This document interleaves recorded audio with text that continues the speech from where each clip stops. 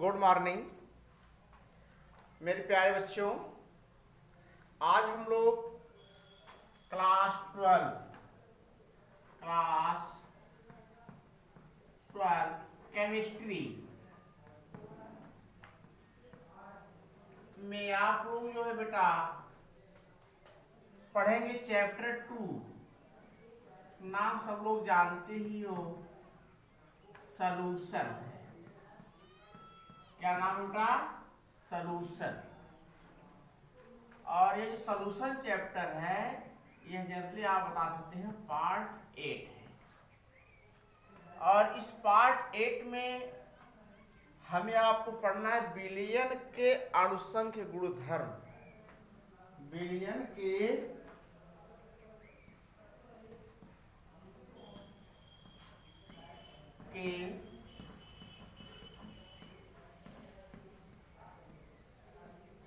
अणुसंख्य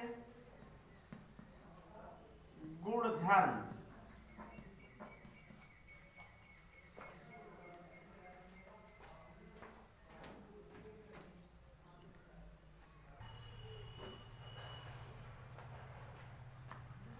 तो हम लोग इस वीडियो में विलयन के अणुसंख्य गुणधर्म पढ़ेंगे बेटा। विलयन के अणुसंख्य गुणधर्म, इसे हम आप कोलिगेटिव प्रॉपर्टीज ऑफ सॉल्यूशन आप कहते हैं। Colligative properties of solution, colligative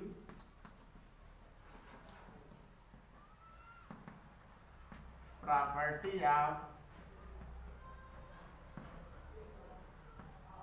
solution के नाम से जानते हैं। तो देखिए बेटा, जो अणुसंख्य गुणधर्म होता है इसका मतलब आप लोग बता सकते हैं। जो अणुसंख्य गुणधर्म है यह बेटा बता सकते हैं इसकी उत्पत्ति जो है लैटिन भाषा से हुई है। अर्थात आप ये कह सकते हैं जो कोलिगेटिव है या अणुसंख्य है इसकी उत्पत्ति आप बता सकते हैं लैटिन भाषा से हुई है, जिसका अर्थ आप बता सकते हैं एक साथ बंधे हुए। एक साथ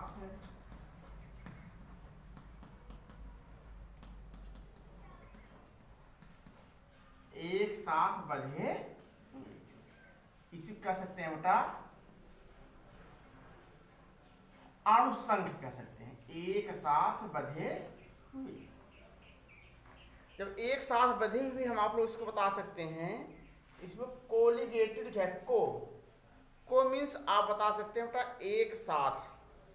को मीन्स क्या बता सकते हैं? एक साथ बताएंगे। और इसमें लिगेट, जो लिगेट होता है इसका मतलब क्या बताएंगे? आबंधित। क्या बताएंगे इसको? आबंधित। ठीक, क्या कहेंगे तो इसको? आबंधित कहेंगे। आई बात समझ में? इसी कह सकते हैं एक साथ आबंधित या एक साथ बंधे हुए। एक साथ बंधे हुए, तो यह आप बता सकते हैं तनु विलयन के लिए या तनु विलयनों के वे भौतिक गुण।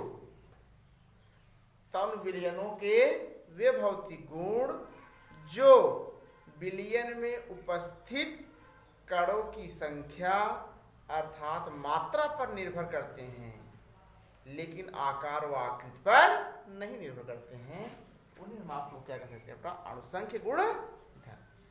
क्या बताएंगे?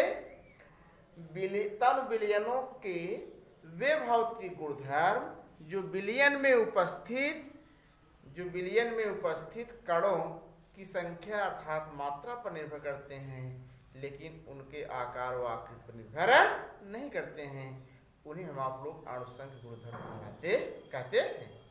तो दूसरे शब्दों में भी हम आप लोग इसकी डिफिनेशन ले सकते हैं। दूसरे शब्दों में क्या लिखेंगे? विलयन के वे गुणधर्म, विलयन के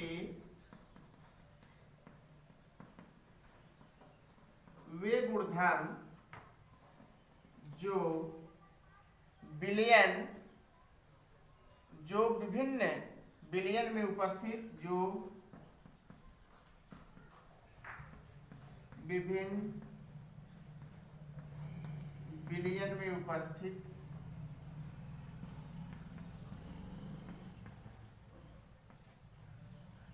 कणों की संख्या पर निर्भर करते हैं,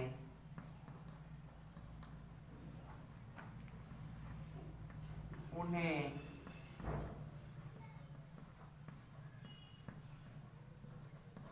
अणुसंख्य गुणधर्म कहते हैं। अणुसंख्य गुणधर्म कहते हैं। तो डेफिनेशन आप देख लिए। अब इसके बाद आप देखेंगे जो यह अणुसंख्य विलयन के जो अणुसंख्य गुणधर्म होते हैं निम्नलिखित होते हैं। वाष्प दाब, पहला बता सकते हैं वाष्प दाब में आपेक्षिक अवनमन। आप पहला पॉइंट बता सकते हैं वाष्प दाब में आपेक्षिक अवनमन। दूसरा पॉइंट क्वथनांक में उन्नयन। तीसरा पॉइंट आप बता सकते हैं हिमांक में अवनमन। हिमांक में अवनमन। चौथा आप बता सकते हैं परासरण दाब। ठीक, तो आप बता सकते हैं विलयनों के जो अणुसंख्य गुणधर्म होते हैं कितने प्रकार होते हैं? 4 प्रकार के। वाष्प दाब में आपेक्षिक अवनमन, क्वथनांक में उन्नयन, हिमांक में अवनमन, परासरण दाब। अब हम लोग जो है इसमें इसको नोट कर लीजिए बेटा। अब हम लोग जो है इसमें बेटा पढ़ेंगे पहला पॉइंट वाष्प दाब में आपेक्षिक अवनमन। वाष्प दाब में आपेक्षिक अवनमन। देखिए सभी लोग यह जानते हो और आपको पता है कि जो वाष्पशील द्रव मतलब विलायक, वाष्पशील द्रव के पृष्ठ पर उसकी वाष्प द्वारा लगाया गया दाब ही क्या कहलाता है? वाष्प दाब। वाष्पशील द्रव के पृष्ठ पर उसकी वाष्प द्वारा लगाया गया दाब ही क्या कहलाता है? वाष्प दाब कहलाता है। कहने का मतलब अगर विलायक आपका वाष्पशील है, विलेय भी क्या है बेटा? विलेय क्या है? विलेय क्या है? वाष्पशील है। तो जो विलयन बनेगा वह क्या होगा? वाष्पशील होगा। अगर आप यहाँ यह कह सकते हैं कि अगर वाष्पशील द्रव है अर्थात मतलब विलायक क्या है? वाष्पशील है, विलेय क्या है? अवाष्पशील है, तो जो है जो विलयन बनेगा वह कैसा होगा बेटा? अवाष्पशील होगा। इसलिए आप यहाँ कह सकते हैं वाष्पशील द्रव विलायक, जिसे आप कहते हैं विलायक के पृष्ठ पर उसकी वाष्प द्वारा लगाया गया दाब ही क्या कहलाता है बेटा? वाष्प दाब कहलाता है। अब ये हम आप लोग यहाँ देख सकते हैं बेटा, जब इसको हम आप लोग वाष्प दाब कह सकते हैं तो यहाँ बता सकते हैं बेटा जो है कि इसी के कारण हम आप लोग यह कह सकते हैं इस पर लगने वाला, पृष्ठ पर लगने वाला जो वाष्प दाब होता है, वाष्प का दाब होता है, अर्थात वाष्प दाब के कारण इनके अणुओं के पृष्ठ को छोड़कर क्या तो चले जाते हैं। कहने का मतलब आप बता सकते जो विलायक आप लेंगे और उसमें जो विलेय लेंगे तो क्या करेंगे? इस पर दाब डालेंगे। जब दाब डालेंगे तो जो वाष्पशील कण होते हैं अपने स्थान को या उनके अणुओं को छोड़ कर जाते हैं बेटा, चले जाते हैं।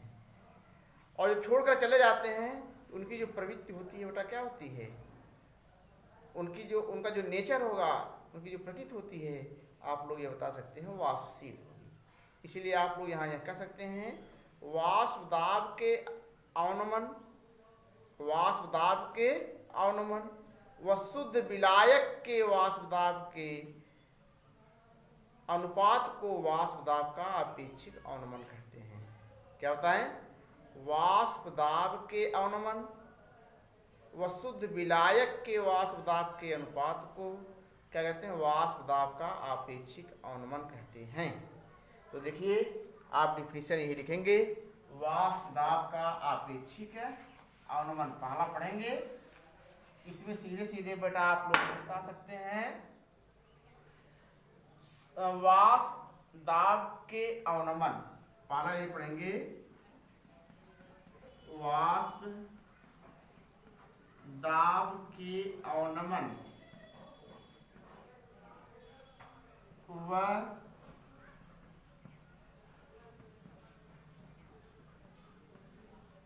शुद्ध विलायक के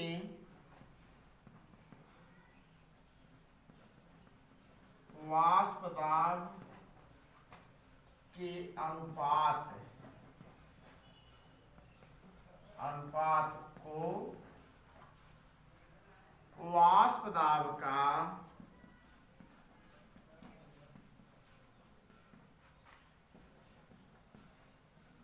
आपेक्षिक अवनमन कहते हैं। क्या कहते हैं? आपेक्षिक अवनमन कहते हैं। क्या कहेंगे बेटा इसको? आपेक्षिक अवनमन।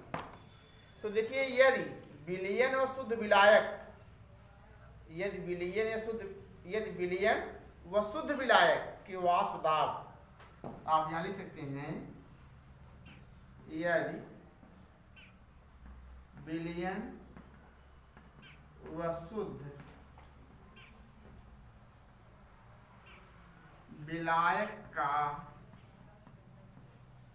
वाष्प दाब क्या होता है? P व P0 हो तो, P व P0 हो तो वाष्प दाब में अवनमन आप लिख सकते हैं, वाष्प दाब में अवनमन क्या लिखेंगे बेटा? P0 माइनस P लिखेंगे, P0 माइनस P। इसको आप नोट कर लीजिएगा। इसके बाद उसी क्रम में आप जो बेटा ऊपर आएंगे,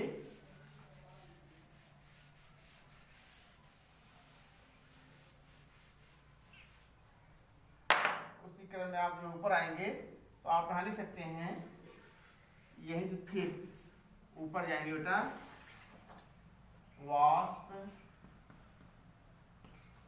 दाब का आपेक्षिक अवनमन बराबर आप ले सकते हो बेटा P0 माइनस P अपान P अपान P0। यही आप बता सकते हो वाष्प दाब के आपेक्षिक अवनमन का क्या होता है? सूत्र है। वाष्प दाब के आपेक्षिक अवनमन का सूत्र है। तो हमें आपको वाष्प दाब का आपेक्षिक अवनमन आप बता सकते हैं बेटा। वाष्पशील द्रव के पृष्ठ पर उसकी वाष्प द्वारा लगाया गया दाब ही क्या करता है? वाष्प दाब कहलाता है। अब वाष्प दाब का अवनमन व शुद्ध विलायक के वाष्प दाब के अनुपात को ही वाष्प दाब का आपेक्षिक अवनमन कहते हैं। तो वाष्प दाब में अवनमन आप बराबर लिखते हैं P0 माइनस P, जिसके बाद वाष्प दाब का आपेक्षिक अवनमन जो होगा P0 माइनस P अपान P0 होगा। ये हम आप लोग बता सकते हैं वाष्प दाब का आपेक्षिक अवनमन। ठीक, इसके बाद बेटा हम आप लोग जो है इसी में पढ़ेंगे, इसके बाद हम आप लोग इसमें पढ़ेंगे बेटा अवाष्पशील विलेयों के संदर्भ में, अवाष्पशील विलेयों के संदर्भ में आप लोग बेटा पढ़ेंगे बेटा राउल्ट का नियम। अवाष्पशील विलेयों के संदर्भ में राउल्ट का नियम। तो आप इसको देखेंगे इसी चैप्टर में, इसी टॉपिक में आप लोग पढ़ेंगे ट्रेडिंग अवाष्पशील विलेय,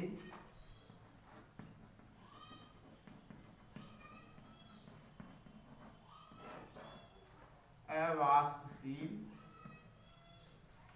विलेय के संदर्भ में राउल्ट का नियम।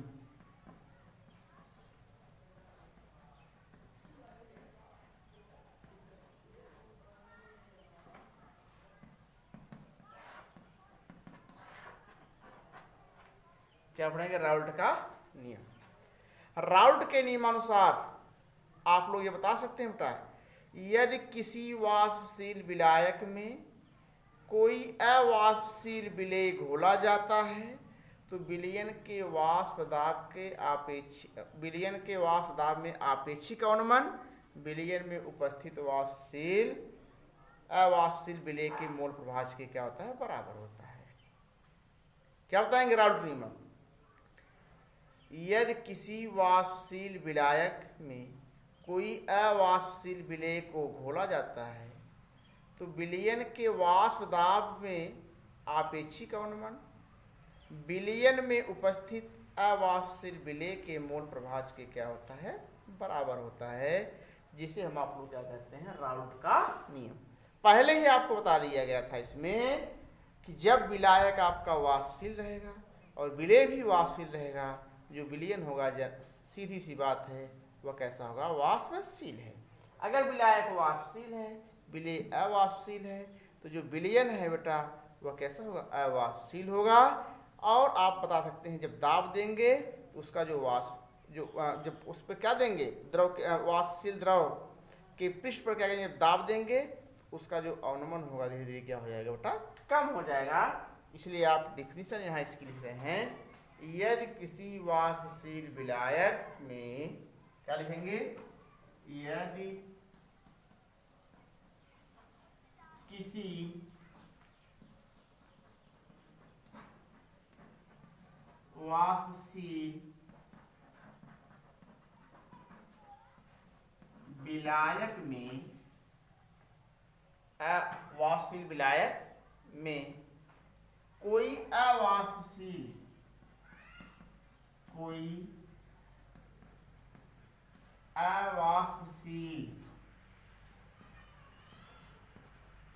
विलेय घोला जाता है तो विलयन के वाष्प दाब में, विलयन के वाष्प दाब में आपेक्षिक अवनमन, क्या लिखेंगे? आपेक्षिक अवनमन विलयन में उपस्थित, आपेक्षिक अवनमन विलयन में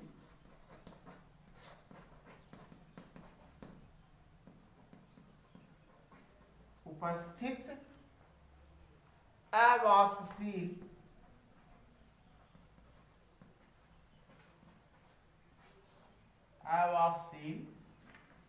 विलेय के मोल प्रभाज के बराबर होता है। क्या होता है बेटा? बराबर होता है। इसी को हम आप लोग क्या कहते हैं? राउल्ट का नियम कहते हैं। क्या कहते हैं? राउल्ट का नियम। अब आपको पता होगा, जैसे वाष्प दाब का आपेक्षिक अवनमन P0 माइनस P/P लिखा गया था, तो जब विलेय का जो मोल, विलयन में उपस्थित अवाष्पशील विलेय का जो मोल प्रभाज होगा उसे हम आप लोग क्या लिखते हैं बेटा? एक्स बी बराबर आप लिख सकते हैं बेटा N1/N1 प्लस N2। तो क्या लिखेंगे, इसका सूत्र ही आप इसको लिख सकते हैं P0 माइनस P अपान P। क्या है यह, वाष्प दाब का आपेक्षिक अवनमन बराबर आप इसको लिख सकते हैं XB बराबर क्या होगा, N1 अपान N1 प्लस N2, N1 अपान N1 प्लस N2 बराबर आप इसको लिख सकते हो बेटा क्या, W1 अपान M1, W1 अपान M1 पूरे के बट्टे आप लिख सकते हैं W1 अपान M1 प्लस आप लिख सकते हैं W2 अपान M2। ये आप बता सकते हैं क्या बेटा, राउल्ट के नियम का क्या है बेटा सूत्र है। और जब राउल्ट के नियम का सूत्र है तो आप यहाँ मोल प्रभाज बराबर लिख सकते हैं N1 अपान N1 प्लस N2, मतलब मोलों की संख्या। जो मोलों की संख्या होगी आप बता सकते हैं N बराबर क्या होगा बेटा, W अपान M, N बराबर क्या होगा, W अपान M। ये क्या है, मोलों की संख्या है, मोलों की संख्या है। तो आप बता सकते हैं यहाँ पर जिसे मोल प्रभाज, मोल प्रभाज बराबर आप जानते हैं N1 अपान N1 प्लस N2, यह आप बता सकते हैं, या आप लिख सकते हैं मोलों की संख्या, मोलों की संख्या क्या होगा, W अपान M, N बराबर क्या हो जाएगा, W अपान M। तो राउल्ट का नियम एक बार फिर सुन लीजिए, यदि किसी वाष्पशील विलायक में कोई अवाष्पशील विलेय घोला जाता है तो विलयन के वाष्प दाब में आपेक्षिक अवनमन विलयन में उपस्थित अवाष्पशील विलेय के मोल प्रभाज के बराबर होता है। तो मोल विलेय का मोल प्रभाज X, विलायक का मोल प्रभाज X भी आपको बताया गया है। तो आप यहाँ लिख सकते हैं XA बराबर N1 अपान N1 प्लस N2, XB बराबर आप लिख सकते हैं बेटा जो है N2 अपान XB अपान N1 प्लस N2 आप लिखेंगे। तो विलेय का मोल प्रभाज और विलायक का मोल प्रभाज, तो आपको यहाँ बताया गया वाष्प दाब का जो आपेक्षिक अवनमन बराबर विलेय के मोल प्रभाज N1 अपान N1 प्लस N2 होगा। यहाँ पर इसी को फिर लिखा गया है मोलों की संख्या के रूप में, आप जानते हैं N बराबर आप जानते हैं बेटा क्या होगा, W अपान M होता है। इसी N के स्थान पर हम लिखते हैं W1 अपान M1, फिर बटे आप लिखेंगे N1 का स्थान W1 अपान M1 प्लस W2 अपान M2 लिख सकते हैं। ये आप बता सकते हैं राउल्ट का नियम। क्या बताएंगे, राउल्ट का नियम। तो ये हम आप जो है वीडियो आज केवल वाष्प दाब का आपेक्षिक अवनमन ही पढ़े हैं बेटा। इसके बाद नेक्स्ट वीडियो में आपको जो है क्वथनांक में उन्नयन, हिमांक में अवनमन, परासरण दाब आपको पढ़ाए जाएंगे। इसके बाद ये चैप्टर समाप्त हो जाएगा। धन्यवाद।